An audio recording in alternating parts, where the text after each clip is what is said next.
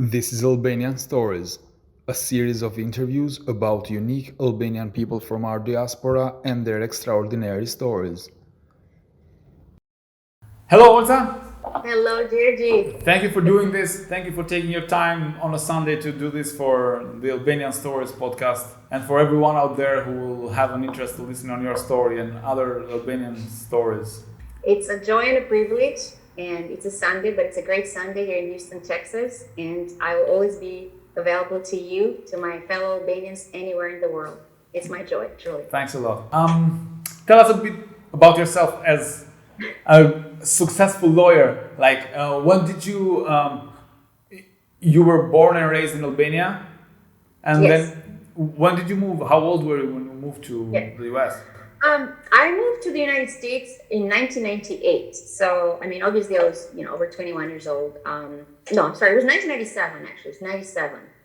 98 was a different story, 97. And so I grew up in Albania. I was born and raised in Albania. I was actually born in a very tiny city. My mother and my father visited the in-laws there. And so, my mom, it's called Libraj, this beautiful, pristine city that I love so much. I have family there, so I was born there. And so, you know how the parents, the mother, the wife always followed the husband. So my dad's family was there. So my mom was there. And so I grew up in a small, tiny city. And my primary education was there. So like elementary education till the 8th grade in Albania. So we're talking, again, early 80s.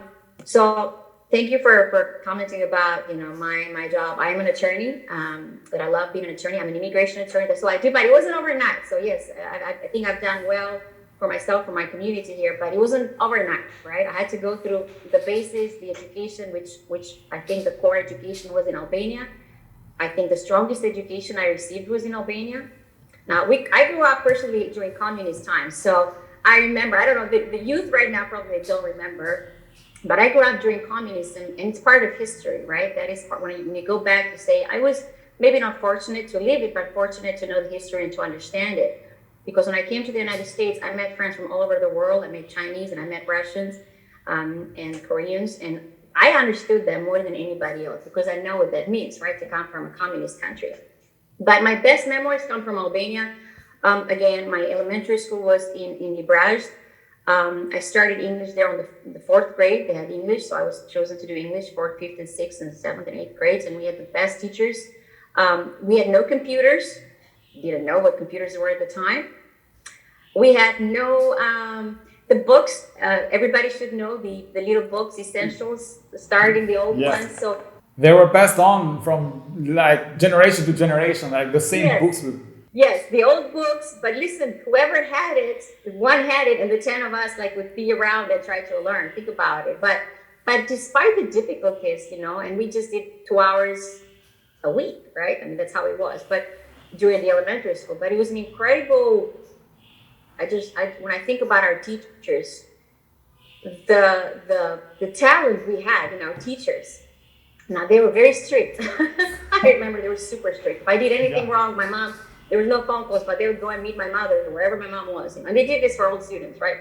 But I remember the teachers were just wonderful. I remember the vision of how lovely they looked, with, dressed pretty and kind. And so I was very fond of languages and social sciences. And the teacher told my mom that, I should be very good at it. I'm very good at English. I'm very sharp. I do well.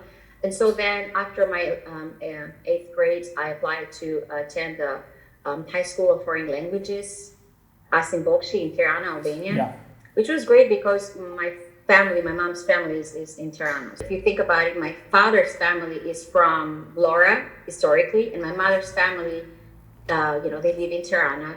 My mom was born in Shkodër. So I have people from, all over Albania. Everywhere. High school was then in foreign languages, which it was all English. Everything we did was in English. There was a lab, I remember, that would be there once a week. Again, it wasn't, you need to understand, was still, the foreign language school was the best school, at the time. I don't know, I'm assuming it's still the top school there, but we had students who did different languages, and we all felt very cool because we could speak English to each other and nobody would understand us, Mind you, it was still the communism time. It was very strict. But what a education! I think what a great education that we learned so much. A friend of mine sent me a not too long ago sent me a picture, and I don't know if you want to see it someday. I'll be more than happy to share with you. But it was a black and white picture of us in high school in the fort in Asimboche. Now, it should scare people, but I mean, when you look at that picture, it's black and white. We all have like coats because it was so cold. We have there are like, I think it's like 40 of us in the classroom. We're all piled together. So it's a very sad picture to see. Today I was like, oh, poor me. But it is, when you look at it, you're like, what is that? But what is impressive about it, it was very cold. So I remember looking at the where high school is, right? You can see the forest. You can see, Liciniana Park. And so you could see, I remember looking at the windows, because there was no windows. There was 2 or 3 windows and there was no windows. It was so cold, but there was no windows. So we're all bundled together. But what I see that, and I think, and I look at my friends, at least half of us are all over the world doing great things. So there are doctors, there are engineers, there are attorneys in England, there are friends who are doing design in America. So my friends, we came from that, and we grew and we rose to something wonderful. So it makes me very happy. So when you see it, it's a sad picture, but you see it's really happy. In the end, because it tells me the story of how great we've done, right? So if you're determined, right, you push on, you do what you need to do to not only be successful, but to help others. So I'm very proud of my friends as well. So this was my high school. Then I attended the University of Foreign Languages for English. And then from there on, I had an interview at the U.S. Embassy. Embassy had just opened, and then I came to the United States with a student visa. I went to the University of Texas in El Paso, studying for political science and linguistics. I was always passionate about linguistics. I obtained double degrees with honors there, and I attended a pre-law institute program, which was initially geared for Hispanic students in El Paso, Texas. So there were a bunch of Hispanics, and then there was someone from Africa, and there was Olsa from Albania. They were very kind to us, so they let us in. And so they helped us apply, they mentored us, and so I applied for law school, and I got accepted to a few law schools, and I chose University of Houston. They were very kind to me. So graduated from the university. I was very passionate about immigrants, so then slowly my field became that of immigration. I took, licenses and developed my skills, and I worked for a very large firm initially for over a decade. And when I was competent and I had the means to do my own, I started my firm, Cano Immigration, 2 years ago, and we do exclusively immigration law, and I'm very grateful. That's my story for a little bit. Yeah, but things for you, like, not exactly. Somehow, all of us like have this sense of moving away and like getting away from wherever we started. How much time it took you to go back, like to visit again? So when I first came to America, I was here for a year, and then I was lucky to be accepted to a program in Greece in 1998. So then I went back to Albania to visit my family in 1998, which I was very fortunate. Okay. I was there for New Year's in 1998 to 1999, like that December, January, and so that was special. I was just so excited to go back. But then I finished my college. So I finished the university. For the next 4 or 5 years, I did not go to Albania, because you need to understand, as a student, every time is precious. And we're talking early 1990s, right? Maybe mid 1990s. So, the budget for every student is very limited to get that ticket to visit them. And so I did my best to contact and phones and all the things I could at the time. There was no Zoom, right? There was no Zoom or anything, so it was difficult. But I kept in touch, of course, to the best I could with family and friends, always with my friends. But I didn't go back, I think, till later. My family, I was fortunate. My family, actually, even my grandmother, bless her heart, the best. My grandmother, I love her to death. When I graduated, I was fortunate to have my parents visit and be there part of my graduation. Which was such a huge, honor for them to see what I had accomplished, because I always felt like I wish my parents were here to see what I've done. But they were there, they saw everything was wonderful. And then, of course, later on I got married. So my grandmother came with my parents and my sisters. So I've been very fortunate. I think I always knew how to handle immigration and the consulates, and because I took care of my family coming here and going back, and it was a joy. So I visited as much as I can. I wish I could visit more. All Albanians will tell you this. We always have regrets of not visiting more. And as I grow older and as I'm more in my profession, I'll visit more. But it took, the second time I went took like good 5 years, and then I visited back a few years later. So the entire time I've been here, I've been trying to go every 3 years if I can. The last time was a good 4 years ago, and with COVID, I haven't traveled. But obviously, it's home, and I cannot wait to go visit everybody. And this year is Tirana is the youth capital of Europe, which is so impressive and so beautiful. And I look at our youth and with so much hope, And of course, Tirana looks stunning. It's a huge.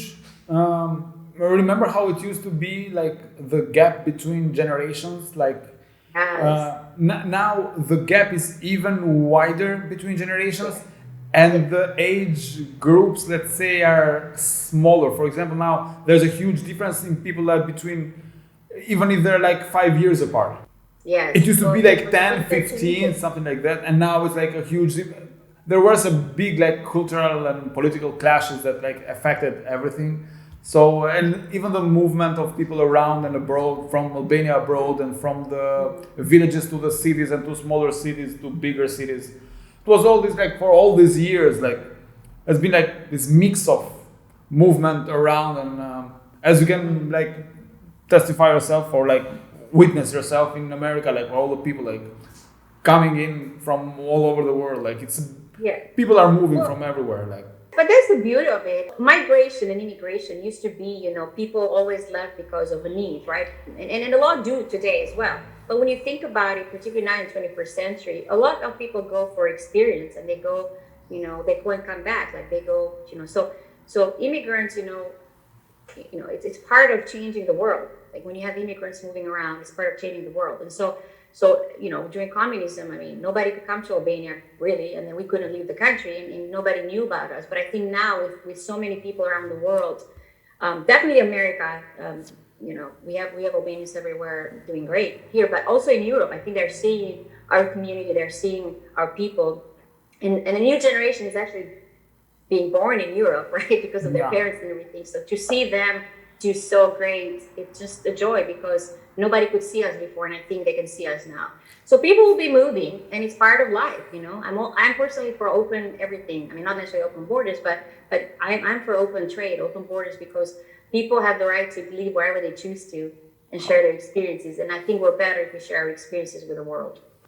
How is built, or how does function the Albanian community there in Texas or in Houston, because like Texas is a whole. Yes. Well, Houston has a community, and I'm happy to say that there are so many communities of Albanians around the United States. I'm sure around the world, but around the United States. And so Dallas has its own community, because Texas is huge, and our cities are huge. So Dallas is a great community. Houston is a beautiful community, and it's called Arbria. Of course, it's Albanian. Cool.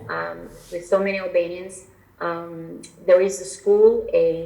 We even started, I think, one of the first in Texas to start our school in Albanian language. It's called Vodcast.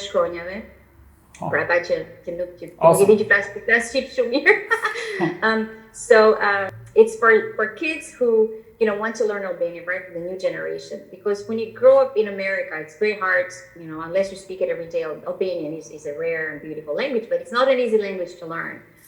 So there are different schools in Dallas as well, but Houston is its own school. And it's all run by teachers, Albanian teachers who are volunteers. So nobody pays for that. They just do it because they do it on the weekend, because they're passionate about our culture and our language. But the subjects that are taught in the school are, is just Albanian the language, or even there are subjects like geology or physics that are as of right now, it's the Albanian language. Okay. We actually had not too long ago, I think a couple of years ago, we had the Albanian ambassador to the United States bring some books in Albanian.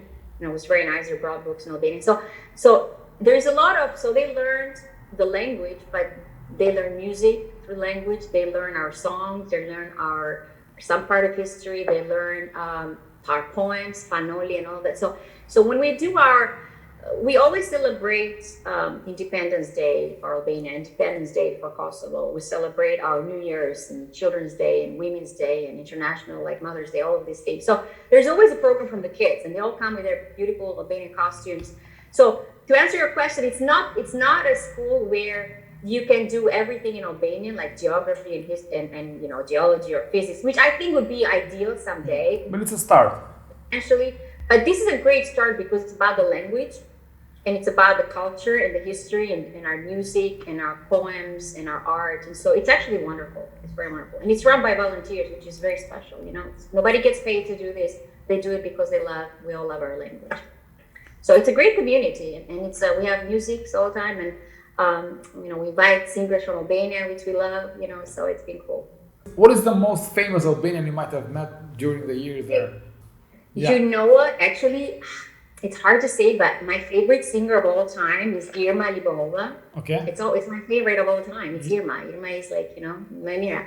And so when she came to our Albanian Independence Day, sang, it was just, amazing. And I have pictures with her, and I was like her biggest fan. It's all of us girls, and we're just like a picture. It always shows up on my Facebook like every year because I absolutely love her. I hope we invite her again, and I look forward to visit her. I want to meet Aurela Gace because she's from Laura, where my dad is. So okay. Aurela, if you're listening to this, I've communicated with her. She's wonderful. So all of this, I like strong Albanian women. That's where my love is.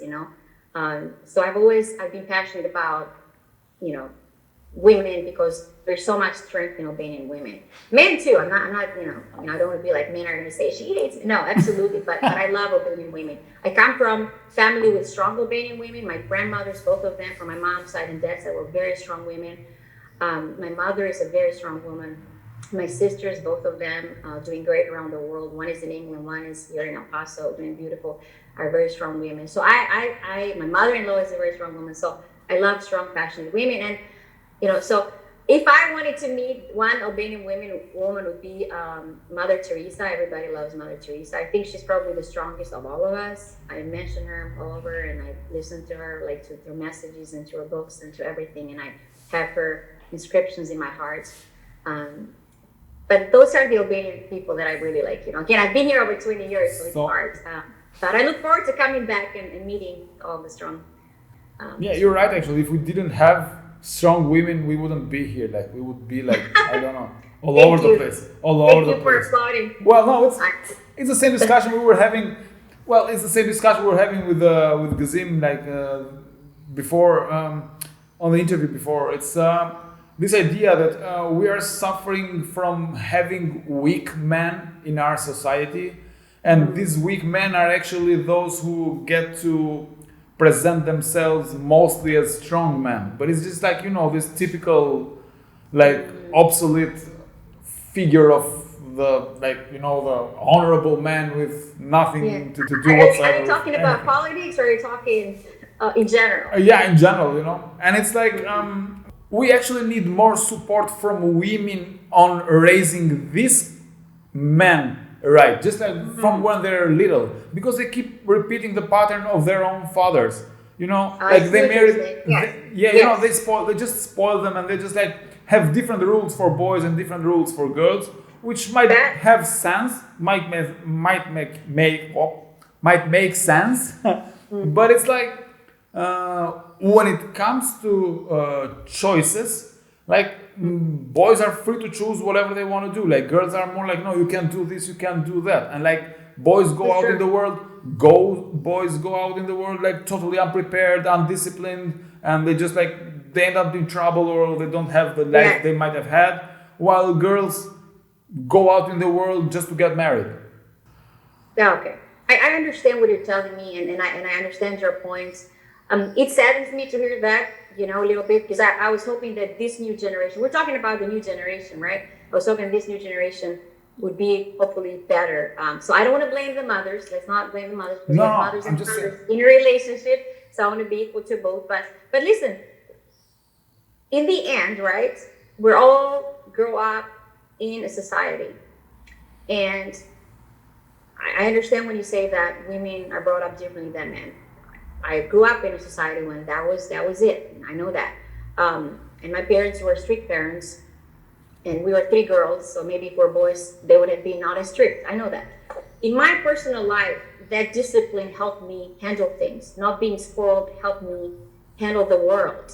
Helped me be successful. And I'm not saying successful to brag. Successful because I came in a foreign country. Everyone who comes in a foreign country, woman or man or child, they are on their own, right? Especially if you're an immigrant. Like, things are not handed to you. You got to earn them. And when you come with discipline and a sense of being humble, being brave, being strong, being grateful, right? Having respect for women, which is a priority for all men to have. I know, I'm not going to judge Albanians. I mean, I have a lot of friends who are Albanians who are wonderful. But again, they had very strong mothers. And so without having that, you will not be successful in the world. So you can be a spoiled brat in Albania, and I know I'm going to get a lot of hate for it, but I don't care. I'm a strong woman. I don't care. You can be spoiled brat and strong. You're going to get whatever.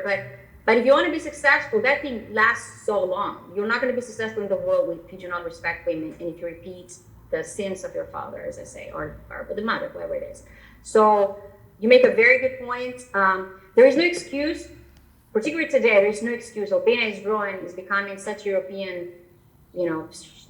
I think eventually we'll be even stronger in Europe. I think we're doing relatively well, because now they see our people, right? I mean, we're all over the world.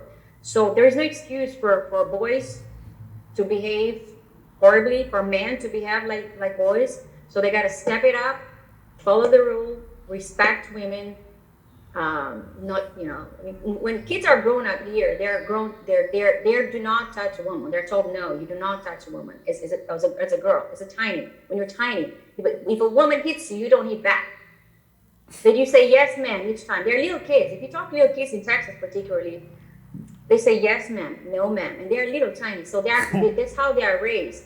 So you do not, no matter how hard, no matter how horribly wrong woman is, that's what they learn. You do not touch a woman back. You do not hit a woman back.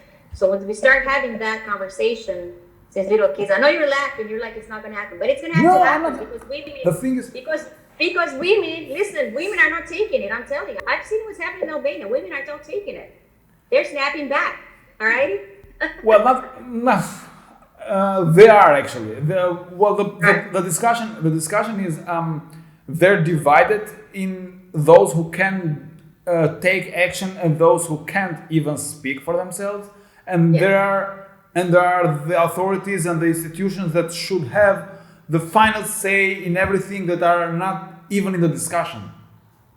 I see what you're saying. That's the whole thing. I do think our government can do more. I think there's got to be more from the childhood, but also our government, the educational system needs to be more of equality when it comes to gender, and because I think that helps as well. But there is a problem. I hear you. I see the stories every day. So what you're telling me, I completely feel and understand, because it happened when I was in Albania and it happens now. I just think now hopefully there is more of a choice for women. But yes. But yeah, there is a huge problem. The problem exists, and we need to, if we want to be part of Europe, we got to act like Europe, right? We got to get better. Well, with the possibility and with the options that like women have on education and on entrepreneurship and like opening a business and being more financially independent. Things are getting like, for this category, it's like getting a lot better. It's a whole other world, like compared to whatever, like when finances are like, what is sorry. Finish. I absolutely understand. I think most importantly for all women, that's the first lesson. You got to be independent.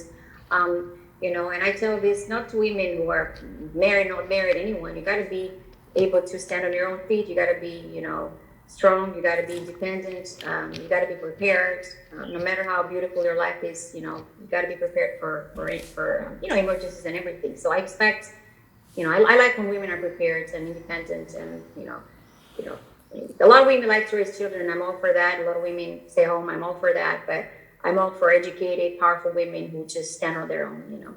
Yeah, It's great to have a husband. I have a husband. I'm very happy, but you stand on your own. Does this come from an attorney, from an immigration attorney, or is it just like this like universal wisdom? I've actually, it's funny. I've been like this.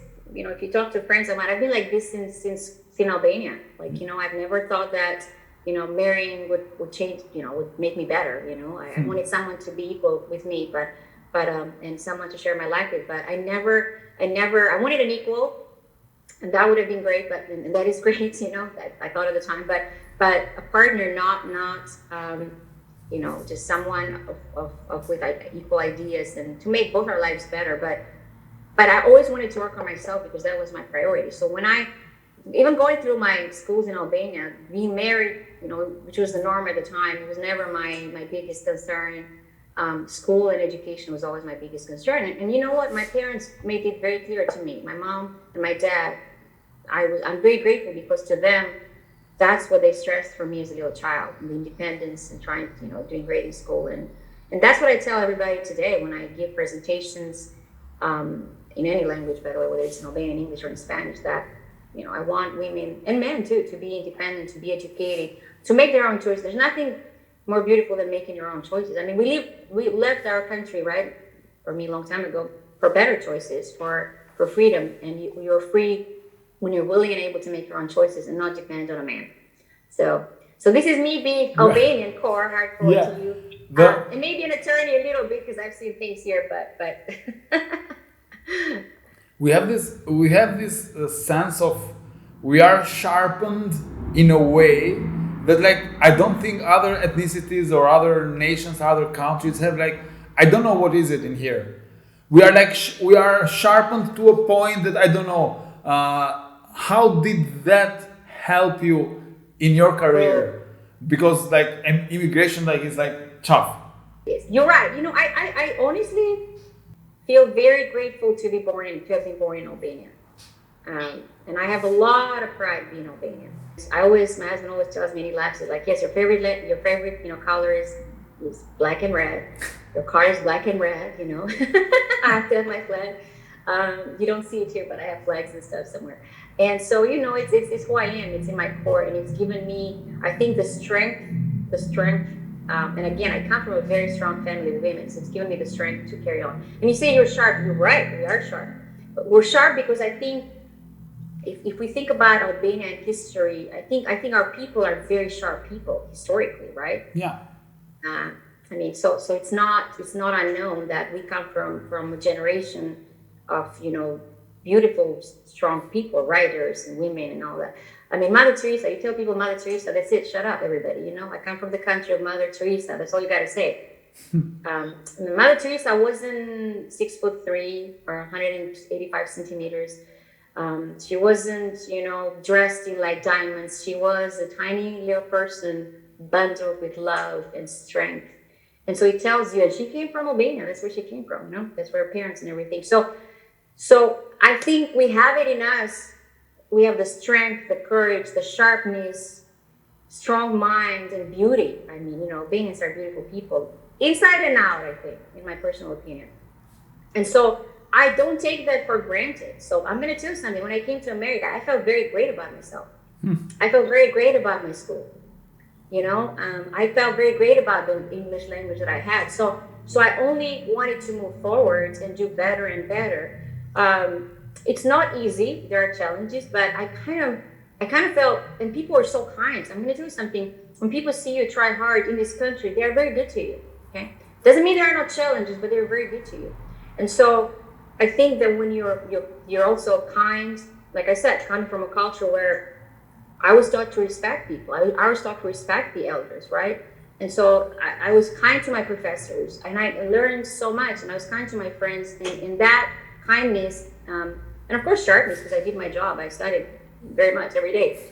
It tenfold came back to me with greatness, because I was given opportunities that I would have not gotten had I not been, you know, the Albanian with strength and perseverance. But I see that strength and perseverance in a lot of Albanians here, immigrants. I'm going to tell you that.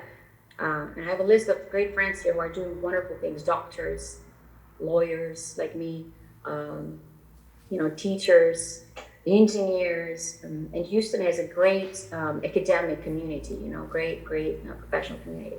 So I think it has helped me, do great. Being Albanian never hindered me. I've said many interviews, I said, I start my presentation with, my name is Olsa Alikaj-Cano, and I'm an Albanian. I grew up in Albania. And that's my first sentence in every presentation.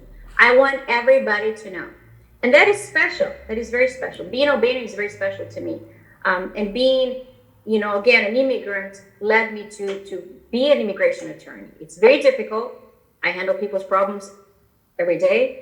They cry in my office often, but it's a very beautiful, number one, it's a profession that I love, but also it's a very rewarding job for me to help others.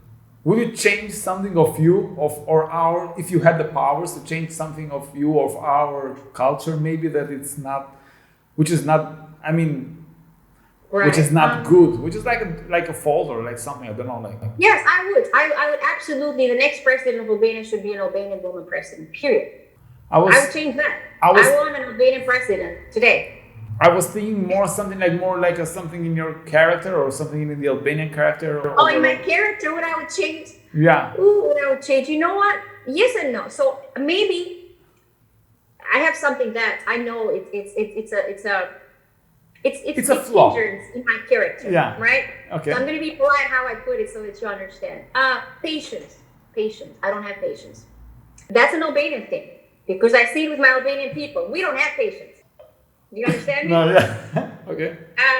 And I'm getting a little better, but I don't have patience. So if I would change that to more like calmness a little bit, to something like just wait, I think that would be a miracle. But then when I think about it, if I had more patience, then it wouldn't be me. Yeah. Give me an example. Give me an example, please. Anything. Oh God. Yeah. Well, I have to think about this, an example. Like when I'm handling things, for example, with my clients, right? And I'm filing applications and I'm doing something great and you wait on the government and you just, and I'm like, all right, I did it great, we should win it. Why are we waiting? I'm kind of impatient on other people's doing things, which I cannot control, right? Yeah. And so, yeah. So it's like when I'm stressed, everybody around me is stressed, right? When you do a job or in my handling my, taking my mother to the doctor. Okay, we're waiting forever. What is it? People never wait on me in my office. Why, things like this that you cannot control. And does that make sense? And it makes me, it annoys me very much and very fast. But then again, I'm one of these people that if there's something happening, I'm waiting, I have to inquire what's happening. So the doctor is late. I'm like, what is happening to the doctor? Is he okay? Is there a problem? Things are happening and waiting with my, for my clients, right? For every immigration we're asked, the benefit we're asking. I want to inquire and find out, is there a problem? Did they receive it? Do they have an issue? So yes, if I'm calmer, it helps me and the team, but maybe not being, or patience, not calm. Calm is a different story, but patience. But then if I am as patient as I want to be, maybe I wouldn't follow up and be the persevering, fast, snappy person I need to be to help others. So it's like a double-headed sword. I still think patience would be something good for all of us. Because even when I have my Albanian clients, they want things overnight, and sometimes you wait on other people. So I'm getting better as I'm trying to teach my clients. I'm getting better little myself. But yeah, patience would be something I would love to change. And yeah, it's not gonna happen. At least control. Have control over it. Like to know where to. Yeah. Where to. What type of cultural and I don't know, information or what type of content reaches you there? I mean, from Albania. Yeah, from Albania, yes. Kosovo. At least since we are from Albania. Yes. That's of course Kosovo too. Like if you look at my, by the way, I want to make sure everybody understands. If you look at my webpage, I wanted my webpage, which is Cano Immigration, to be in 3 languages. So it's in English, Albanian, and Spanish because I speak those 3 languages. And of course, in my Albanian, you have the Albanian flag and the Kosovo flag. So everything is in my language because clearly it's who I am. So yeah, when I say Albanian, it's everybody, right? Because Shqiptar and Shqiptar who don't know. Yep. I do get a lot of content that is cultural, political, from my friends everywhere, jokes everywhere. So it's I get it all, and honestly, I because my job, as I said, is stressful. I like to look at my phone and my Facebook and or Instagram, and I see something and it's great. Like like I said, I see Alikaj-Cano giving her concerts everywhere, and I feel like I'm there. Or I see something political happening. It's a lot of drama happening lately. I know that, and I'm looking at it, and I see how great the president of Kosovo is doing. It makes me so happy. So I follow contact. It's in the 21st century with so much, contact Tools for access. Through the media, through Facebook, Instagram, Twitter. I get a lot of it. I get from everywhere. I get the humor, from Fake Off. I love it. I mean, how could you not, And so I do get a lot of information, and I want to make myself, available to watch that content and be and of course I have family, so I communicate and see how they're doing. I have best friends in Albania who are wonderful, and so of course I'm always getting as much information because I want to be informed. I want to be informed about my country. Is there anything like that you would say to all Albanians if you had the chance? But let's say this is your chance to say something to all Albanians everywhere. Yes, I mean, I think,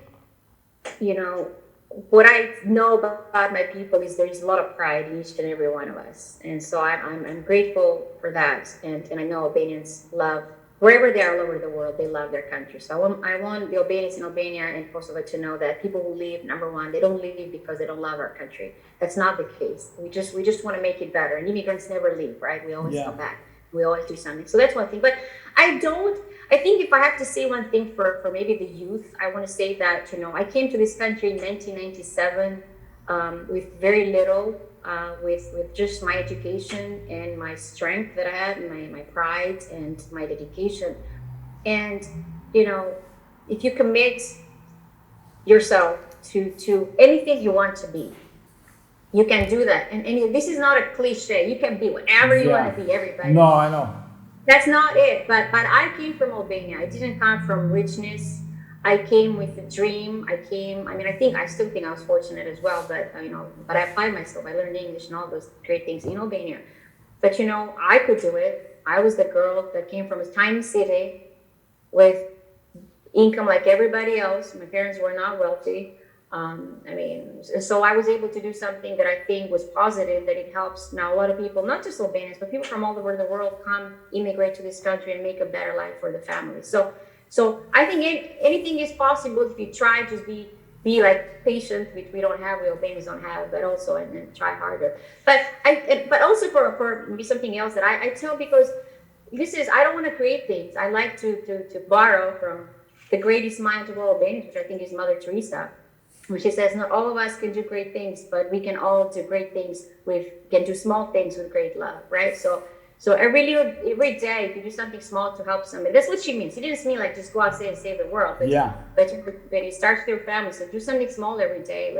When I was in Albania with my friends, we didn't have a lot of money, but we would always share and buy coffee for each other. Okay, that's a good deed. When you tell your friends, here, you can have a coffee and I can pay for it, right?